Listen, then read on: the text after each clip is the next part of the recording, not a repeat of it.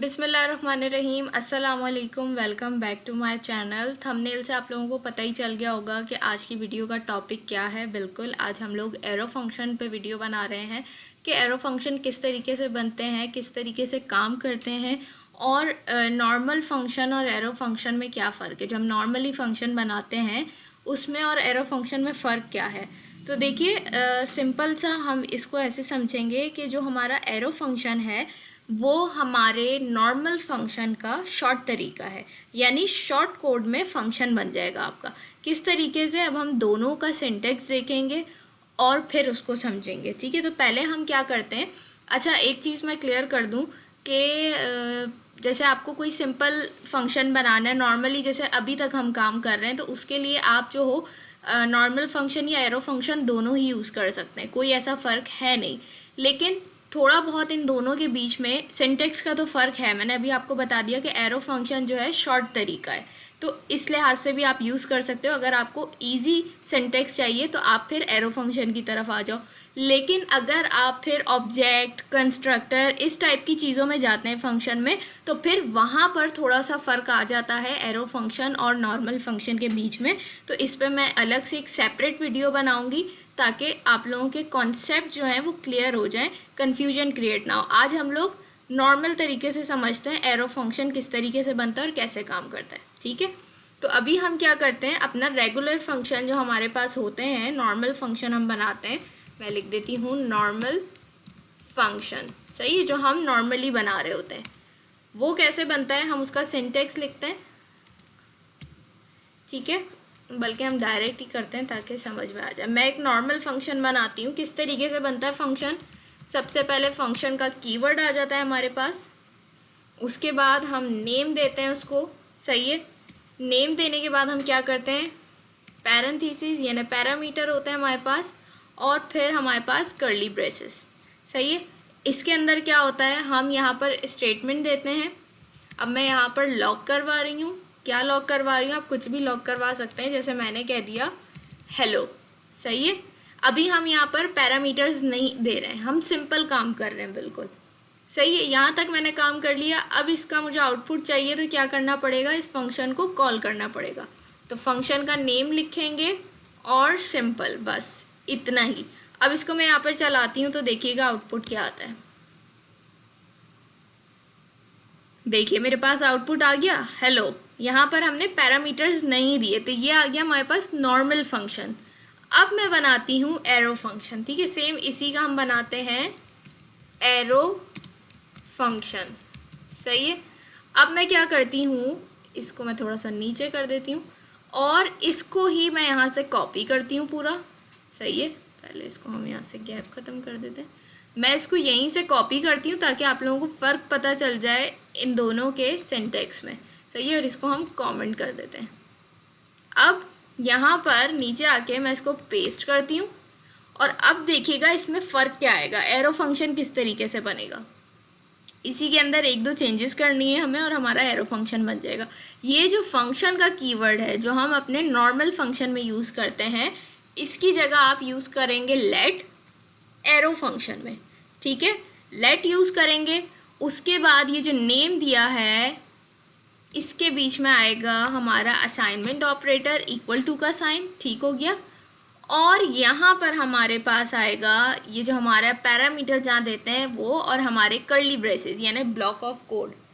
इधर हमारा बन जाएगा एरो फंक्शन। एरो फंक्शन किस तरीके से बनेगा, इक्वल टू का साइन देंगे आप और साथ उसके ग्रेटर देन का साइन लगा देंगे, तो ये आपका एरो बन गया। ठीक है, तो ये हमारा क्या तैयार हो गया है, एरो फंक्शन रेडी हो गया और कुछ भी चेंजेस नहीं करने। तो कितना इजी था, इन दोनों के बीच में कोई इतना फ़र्क है नहीं।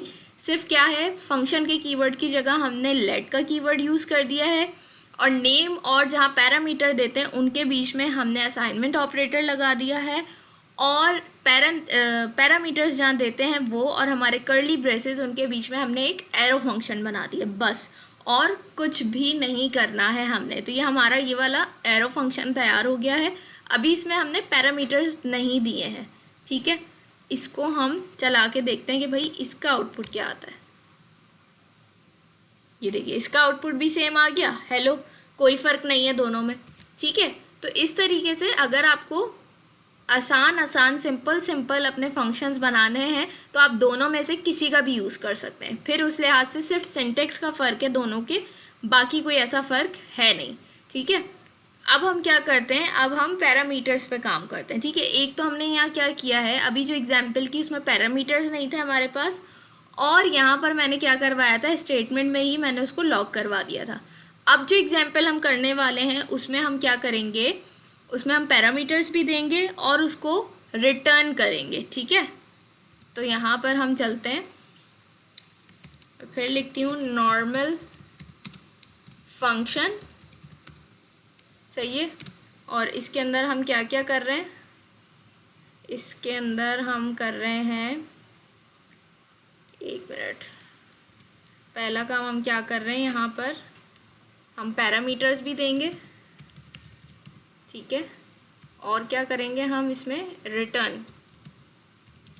सही है, अब यहाँ पर मैं एक नॉर्मल फंक्शन बना रही हूँ पहले।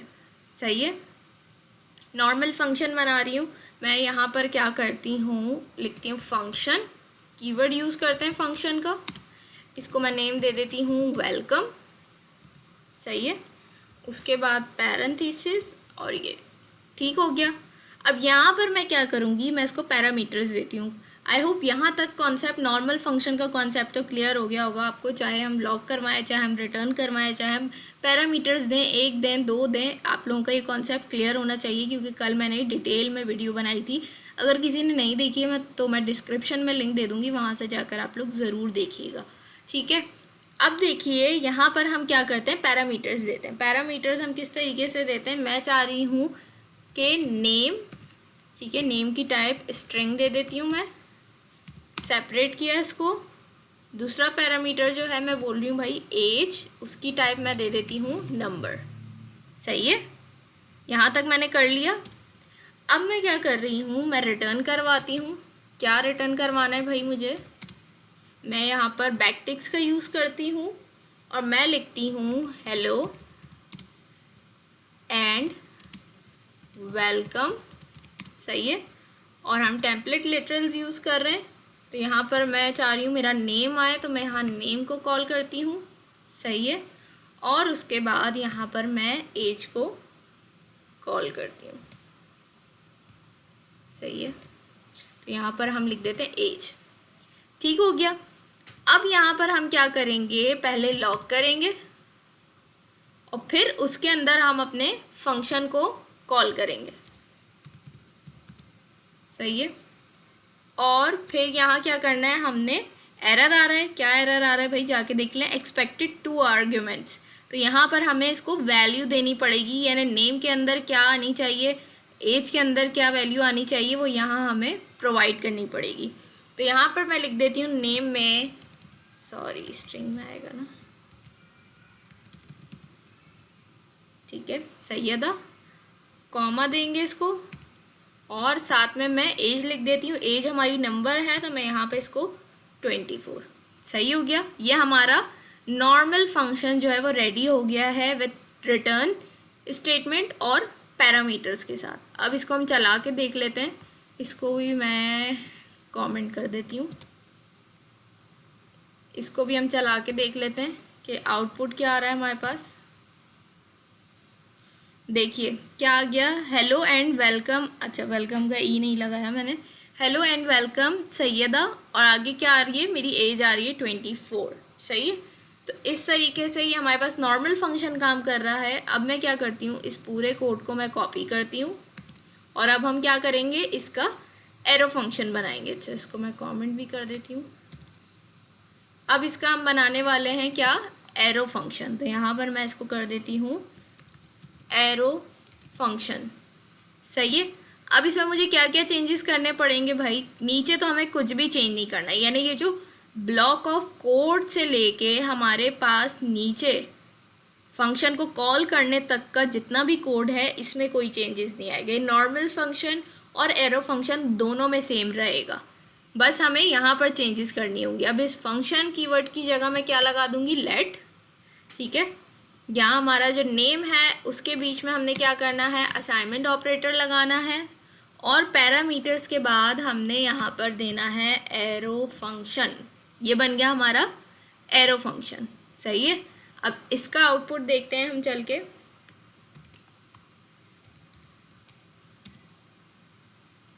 ये देखिए सेम एज इट इज़ वही आउटपुट आया है, हेलो एंड वेलकम सैयदा, और आगे एज आ रही है।